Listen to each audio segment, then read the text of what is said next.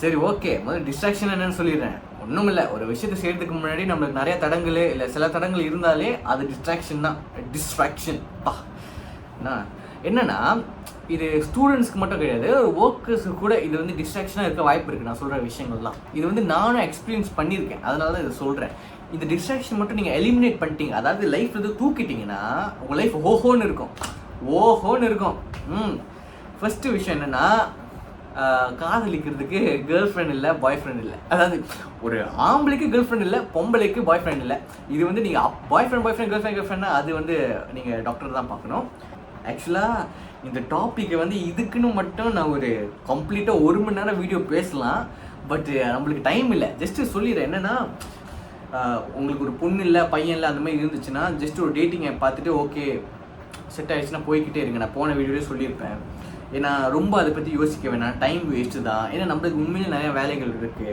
இந்த காதலுக்கு மரியாதை படத்தில் வர மாதிரி, ஷாஜான் படத்தில் வர மாதிரி, பூவே உனக்காக படத்தில் இந்த மாதிரி வர மாதிரி நம்மளும் காதல் பண்ணணும் அந்த மாதிரி நினச்சிங்கன்னா நீங்கள் உண்மையிலேயே கஷ்டப்பட்டு தான் ஆகணும். ஏன்னா இப்போல்லாம் வந்து 12th ஸ்டாண்டர்ட் என்ன 6th ஸ்டாண்டர்ட் தாண்டினாலே விட்டுரும். அதெல்லாம் வேணாம். அதை பற்றி நீங்கள் ரொம்ப அதை பற்றி யோசிச்சுட்டு இருந்தீங்கன்னா அதுவே உங்களுக்கு லைஃப்பில் பெரிய டிஸ்ட்ராக்ஷன் தான். அதை விட்டுருங்க. அது வந்து கஷ்டமாக தான் இருக்கும், உண்மையிலே கஷ்டமாக தான் இருக்கும். ஏன்னா நானும் அந்த இடத்துல இருந்திருக்கேன். பட் கடந்து போகிறது தான் நம்ம வாழ்க்கை, நம்ம தலைவரே சொல்லிட்டாரு. ஓகே, ரெண்டாவது வந்து என்னென்னா, என்னமோ யோசிச்சு வச்சுருந்தேனே, என்னடா அதே இதுடா என்னமோ யோசிச்சு இது கம்பேரிசன். அதாவது நீங்கள் உங்கள் லைஃப்பை கம்பேர் பண்ணுறதுனாலேயே நீங்கள் உங்களோட ஐடென்டிட்டியை லூஸ் பண்ணிகிட்டு இருக்கீங்க, காணாமல் போய்கிட்டு இருக்கு உங்கள் ஐடென்டிட்டி. ரொம்ப ஈஸி. இது வந்து உங்களால நான் சொல்ல முடியாது, இது நம்மளுக்கு ஊட்டி வளர்த்துட்டாங்க நம்ம அப்பா அம்மா. டே அவனை பாடுறா, உன் கிளாஸ்ல தான் படிக்கிறான், என்னமா படிக்கிறான், நீயும் தான் இருக்கே தண்டச்சோறு. டே பக்கத்து வீட்டு பையனை பாடுறா, படிச்சுக்கிட்டே வேலை செஞ்சுக்கிட்டே ஒரு காரியம் வாங்கிட்டேன், நீயும் தான் இருக்கே தண்டச்சோறு. இந்த மாதிரி சொல்லியே நம்ம லைஃப்ல நம்ம இம்ப்ரூவ் ஆகணும்னா நம்ம இன்னொருத்தனை பார்த்து கம்பேர் பண்ணி நம்ம அவனை மாதிரி எப்படி வர்றதுன்னு தான் நம்மளை வந்து வளர்த்துட்டாங்க. ஆக்சுவலாக அவங்களே தப்பு சொல்ல முடியாது, ஏன்னா நம்மளோட பெட்டர்மெண்ட்காக தான் அவங்களும் வந்து இந்த மாதிரி பண்ணுறாங்க. பட் அது சரியாக பண்ணலான்னு தான் நான் சொல்கிறேன். அது நான் வரேன் எப்படி சொல்லலான்னு. இது வந்து நல்ல கம்பேரிசனும் இருக்குது, தவறான கம்பேரிசனும் இருக்குது. தவறான கம்பேரிசன்லேருந்து ஆரம்பிக்குவோமே. இப்போ வந்து நான் எக்ஸாம்பிள் நானே கொடுக்குறேன். நான் வந்து இப்போ நான் வீடியோ போட்டுட்ருக்கேன், 2 விஷயமா வீடியோ போட்டுட்ருக்கேன். எனக்கு அது பிடிச்சிருக்கு. இது நான் வந்து யூடியூப்ல இல்லை, நான் இன்ஸ்டாகிராம் டிக்டாக்ல வீடியோ போட்டுட்ருக்கேன். ஏதோ ஒரு கண்டென்ட் கிரியேட்டர்னு சொல்லலாம். வீடியோ போட்டுட்ருக்கேன். இந்த பிளாட்ஃபார்மில் காசு சம்பாதிக்க முடியுமான்னு கேட்டிங்கன்னா நம்ம நாட்டில் காசு சம்பாதிக்க முடியாது, அவங்களே கொடுக்க மாட்டாங்க எக்ஸப்ட் யூடியூப். ஆனால் ஸ்பான்சர் பண்ணிங்கன்னா, ப்ரொமோட் பண்ணிங்கன்னா காசு கொடுப்பாங்க அந்த கம்பெனி. 2 விஷயமா நிறைய பிராண்ட்ஸ்லாம் வந்துச்சு, பட் நம்ம வந்து பண்ணல. ஏன்னா அந்த பிராண்டெல்லாம் ரொம்ப மட்டமான பிராண்டுன்னு நம்மளுக்கு நல்லாவே தெரியும், குவாலிட்டிலாம் ரொம்ப சீப், அதெல்லாம் ப்ரொமோட் பண்ண முடியாதுன்னு நான் நிறையா ப்ரொமோட் பண்ணல, காசு சம்பாதிக்கல. பட் என் ஃப்ரெண்டு வந்து அவன் பாலிடெக்னிக்கில் படிக்கிறான், நான் யூனிவர்சிட்டியில் படிக்கிறேன். ஓகேயா, அவன் வந்து கிளாஸ்க்கு போயிட்டு காலையில் போயிட்டு மத்தியானம் வந்துடுவான். மத்தியானம் வந்துட்டு வேலை செஞ்சுட்டு இருப்பான் ஒரு இடத்துல. அது நான் எங்கன்னு சொல்ல விரும்பல, ஒரு இடத்துல வேலை செஞ்சுட்டு இருப்பான். ஆனால் நல்ல வேலை தான், தப்பான வேலைலாம் கிடையாது. ஸோ எப்படி இருக்கும்னா, காலையில் படிப்பான், மத்தியானம் வேலை செய்வான், ராத்திரி வீட்டில் இருப்பான். படிக்கிறதுக்கு டைம் வந்து பாலிடெக்னிக்லேயே படிச்சிருவான், நல்லா படிப்பான்.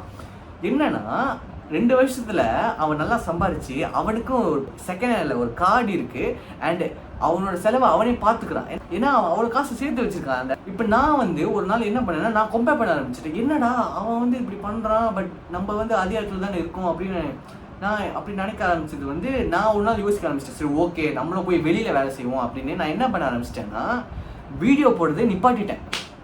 நீங்கள் பார்த்தீங்கன்னா கடந்த 3 மாதமா இன்ஸ்டாகிராம் டிக்டாக்ல எந்த ஒரு வீடியோ வரல. நம்மளும் போய் வேலை செய்யணும், அந்த மாதிரி வெளியில் போய் நிறைய விஷயத்த வந்து பார்க்கணும். அந்த மாதிரி நான் வந்து அவனை மாதிரி ஆகணும்னு நான் கம்பேர் பண்ணி நிறைய டைம் வேஸ்ட் பண்ணிட்டேன். இது வந்து எவ்வளோ பெரிய முட்டாளான விஷயம்னு எனக்கு போக தான் புரிய வந்துச்சு. இப்போ ரொம்ப ஈஸி, உன் ஃப்ரெண்டை பார்த்து நீ அவனை மாதிரி ஆகணும்னு நீ நினைக்கிற, ஓகே. பட் அது உனக்கு எப்படி பொருந்தது, உன் லைஃப்க்கு எப்படி பொருந்தது? நீ யூனிவர்சிட்டியில் படிக்கிற, அவன் பாலிடெக்னிக்கில் படிக்கிறான். ஓகே, அவன் பாலிடெக்னிக்கில் வீட்டிலேருந்து அவன் வேலைக்கு எல்லாமே கிட்டேயா இருக்குது. எனக்கு வந்து சிட்டிக்கு போனோன்னா 30 நிமிஷம் எடுக்கும், எனக்கு வண்டி இல்லை. ஸோ நான் வந்து கிராப் எடுத்தாலும் நான் என்னோட காசு போடணும். அவன் வந்து அவன் ஃப்ரெண்ட்ஸோட கார்பூல் பண்ணலாம், அண்ட் அவனோட வேலை செய்கிற இடம் அவன் நடந்தே போகலாம். ஸோ அவனுக்கு எல்லாமே இல்லை, அங்கே இருக்கிறதுனால அவன் அதை பண்ணுறான். நீ வந்து இந்த விஷயம் உனக்கு பிடிச்சிருந்தாலும் நீ நிறைய விஷயம் ஃபோர்ஸ் பண்ணுற, உன்னால் டைம் மேனேஜ் பண்ணுறது உண்மையிலே கஷ்டம். இவ்வளோ டிஃப்ரென்சஸ் இருக்குது. நான் எப்படி அவனை மாதிரி ஆகணும்னு யோசிக்க முடியும்? நான் வந்து அவனை மாதிரி காசு சம்பாதிக்கணும்னு நினச்சது தப்பு கிடையாது. பட் அதே வழியை நானும் சூஸ் பண்ண நினைக்கிறேன் பார்த்தீங்களா, அது எனக்கு எப்படி பொருந்ததுன்னு நான் யோசிக்காமல் எடுக்கிறேன் பார்த்தீங்களா முடிவு, அதுதான் தப்பு. பெட்டரான கம்பேரிசன் நான் சொல்கிறேன். நான் வந்து என் கிளாஸ்மேட்டை பார்க்குறேன், அவன் வந்து அவன் ரெசுமையை வந்து அவன் நல்லா பெட்டராக வச்சுக்கிறதுக்காகவே நிறைய காம்படிஷனில் ஜாயின் பண்ணுறான், நிறைய ஈவெண்ட் அவன் மேனேஜ் பண்ணிட்டு இருக்கான். இதனாலே அவனோட ரெசுமேலாம் வந்து பக்காவாக இருக்குது. இது நான் பார்க்குறேன், ஓகே அவனும் நல்லா பண்ணுறான், நம்ம சீனியர்ஸும் நல்லா தான் பண்ணுறாங்க, ஸோ நம்மளும் நிறைய காம்படிஷனில் சேருவோம், கிளப்பில் சேருவோம், ஆக்டிவிட்டிஸ் சொசைட்டி நிறைய பண்ணுவோம் அப்படின்னு நானும் ஜாயின் பண்ணுறேன். இதில் வந்து எனக்கு என்னோட டைம் மேனேஜ் பண்ண முடியுது. ஏன்னா இதெல்லாம் என்னோட யூனிவர்சிட்டிக்குள்ளேயே நடக்குது.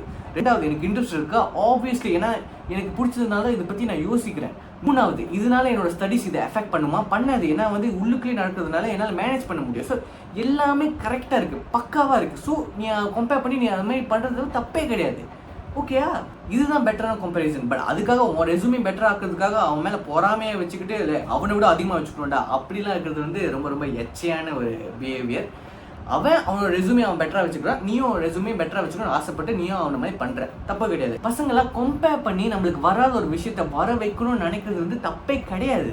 பட் என்னன்னா அதனால உங்களுக்கு ப்ராஃபிட் நிறையா இருக்கா இல்லை லாஸ் அதிகமாக இருக்கான்னு பாருங்கள். பட் இது வந்து நீங்கள் தப்பாக எடுத்துக்கூடாது. ஓகே எனக்கு இதுதான் வருது, எனக்கு இது வரல, எனக்கு படிப்பு வரல, ஸோ நான் படிக்கவே மாட்டேன், எனக்கு இதுதான் வருது, நான் இதிலே போயிட்டு இருப்பேன். அது வந்து ரொம்ப ரொம்ப தப்பு தம்பி. உங்களுக்கு ஒரு விஷயம் வருதுன்னா அது நீங்கள் டைம் ஸ்பெண்ட் பண்ணுறது வந்து குட். பட் அதுக்காக அடிப்படையான விஷயத்த வந்து விட்டுறக்கூடாது. படிப்பு வந்து எல்லா ஃபீல்டுலேயும் ரொம்ப ரொம்ப முக்கியமான விஷயம். அட்லீஸ்ட் நீங்கள் அதை பெஸ்ட்டாக வச்சுக்கலன்னா கூட அட்லீஸ்ட் ஒரு ஆவரேஜாவது கரெக்டாக இருக்கணும். அது கூட இல்லைன்னா இந்த உலகம் உங்களை மதிக்காது. உண்மை அதுதான். அப்பா அம்மா கிட்ட நான் என்ன சொல்ல விரும்பிக்கிறேன்னா, உங்கள் பையன்கிட்ட போயிட்டு டேய் அவன் பாரு பக்கத்து வீட்டு ரமேஷ் எப்படி படிக்கிறான், அந்த மாதிரி உனக்கு படிக்க தெரியாது அந்த மாதிரி சொல்கிறதுக்கு பதிலாக டே உனக்கு இந்த சப்ஜெக்ட் ஒழுங்காக வரலையா, சரி ஓகே பக்கத்து வீட்டு ரமேஷ் ஒழுங்காக படிக்கிறான், உனக்கு வரலைன்னா அவங்ககிட்ட போய் கேளு, 2 பேரும் சேர்ந்து நல்லா படிங்க. அந்த மாதிரி நீங்கள் சொல்லி கொடுத்து வளர்த்தீங்கன்னா உங்கள் பசங்களோட மைண்ட் செட் எப்படி வளரும்னா, ஓகே நம்மளுக்கு இந்த விஷயம் வரல, ஸோ நம்ம தெரிஞ்சவங்ககிட்ட போய் கேட்டு கற்றுக்கிட்டு அப்புறம் நம்ம அதை பற்றி வளர்த்துக்கலாம் இந்த ஒரு விஷயத்த, அந்த மாதிரி தான் யோசிப்பாங்க தவிர இப்படி யோசிக்க மாட்டாங்க. டேய் ஏன்னா அவன் மட்டும் ஒழுங்காக செய்யலாம், நம்மளால செய்ய முடியல, அப்பா அம்மா எப்போ பார்த்தாலும் அவனே பற்றி பேசிட்டு இருக்கான், நம்ம அவனோட வெட்டி காட்டணும்டா, அவனோட இப்படி படிச்சுட்டு இருக்கான். இந்த மாதிரி கோபம் பொறாமையான ஃபீலிங்ஸ்லாம் வந்து நீங்கள் எலிமினேட் பண்ணிடலாம். இதெல்லாம் சின்ன வயசுல இல்லை அப்பா அம்மா வளர்ப்பில் தான் இருக்குது. ஓகே, அடுத்த டிஸ்ட்ராக்ஷன் என்னென்னா ஹேட்டட் ஃபீலிங், அதாவது கடுப்பு. இந்த ஃபீலிங் இருக்கிறதுனாலே வந்து பார்த்தீங்கன்னா உங்களுக்கு மிகப்பெரிய டிஸ்ட்ராக்ஷனாக இருக்கும். ஏன்னா வந்து எந்த ஒரு விஷயத்தையும் நம்மளால் ஒழுங்காக செய்ய முடியாது, அந்த கடுப்புலேயே வந்து அதையே யோசிச்சுட்டு இருப்போம். இது நிறைய இடத்துல பொருந்தவங்க. நான் வளர்ந்த வந்த என்வைரன்மெண்ட் எப்படின்னா, நான் ஸ்கூலில் படிக்கிறப்ப என்னோட பசங்கள்லாம் வந்து அவங்க ஒழுங்காக படிச்சிருக்காங்க, ஒழுங்காக படிக்கலையோ, நல்லவனோ கெட்டவனோ, நீ எப்படி வேணாலும் இருந்துக்கோ, அழகாக இருக்கியோ அழகா இல்லையோ, நீ என் கிளாஸில் இருக்க, நீ என் ஸ்கூலில் இருக்க, அதனால நீ எனக்கு ஃப்ரெண்டு, நான் உனக்கு ஃப்ரெண்டு. இந்த மாதிரி என்வைரன்மெண்ட்டில் வளர்ந்த வந்த பையன் நான். காலேஜ்க்கு வந்த அப்புறம் எல்லாமே வேற மாதிரி, டோட்டலாக வேற மாதிரி. உனக்கு ஒரு விஷயம் நல்லா வருதுன்னா அதனால நான் உன்னை யூஸ் பண்ணிக்கிறேன், ஏன்னா அதனால தான் நீ எனக்கு ஃப்ரெண்டுன்னு கூட சொல்லிக்க முடியாது, நான் உன்னை யூஸ் பண்ணிக்கிறேன், அதுக்கப்புறம் யூஸ் பண்ண அப்புறம் நீ எனக்கு தேவையே இல்லை, ஃப்ரெண்டுன்னு பேரில் தான் நான் உன்னை கூப்பிட்டுட்டு இருக்கேன், நீ போயிரு. அந்த மாதிரி இந்த மாதிரி இருக்கிறதுனால எனக்கு வந்து சரியான கடுப்பு. என்னோட கிளாஸ்மேட்ஸ் பார்த்தாலே கடுப்பு. என்னடா என்னை வந்து பரிசு டைமில் யூஸ் பண்ணிக்கிறீங்க, அசைன்மெண்ட் டைமில் யூஸ் பண்ணிக்கிறீங்க, அதுக்கப்புறம் நார்மலான டைமில் வந்து சாதாரணமாக பேசாமல் குரூப்பிசமாக என்னை நீங்கள் ஒரு குரூப்பாக பிரிஞ்சிடுறீங்க, நான் தனியாக இருக்கேன். அந்த மாதிரி நினைக்கிறப்ப இந்த பிக் பாஸ்லாம் பார்க்குறப்ப என்னடா குரூப்பிசம்லாம் பண்ணிகிட்டு இருக்கானுங்க, ஒன்றுக்குள்ளே ஒன்றா இல்லாமல் இப்பயே பண்ணிகிட்டு இருக்காங்கன்னு நினச்சிட்டு இருக்கப்ப சிரிச்சிருக்கேன். சரி தமிழனுக்குள்ளேயே அவனுங்க குரூப்பிசம் பண்ணிகிட்டு இருக்கானுங்க, இங்கே நம்ம என்ன சொல்லி ஆவேணும். சரி இது வந்து அப்பப்போ கஷ்டமாக தான் இருக்கும். பட் என்னன்னா இதுதான் உலகம். உங்ககிட்ட இருந்து எனக்கு ஒரு விஷயம் வேணும்னா அதை நான் எடுத்துப்பேன், எனக்கு அது கிடச்சிருச்சுன்னா அதுக்கப்புறம் நீ எனக்கு தேவையில்லை, எனக்கு அது திருப்பி அந்த விஷயம் வேணும்னா உனக்கு யூஸ் பண்ணிப்பேன், அவ்வளோதான். இதுதான் உலகமே. இது எனக்கு ரொம்ப லேட்டாக புரிய வந்துச்சு.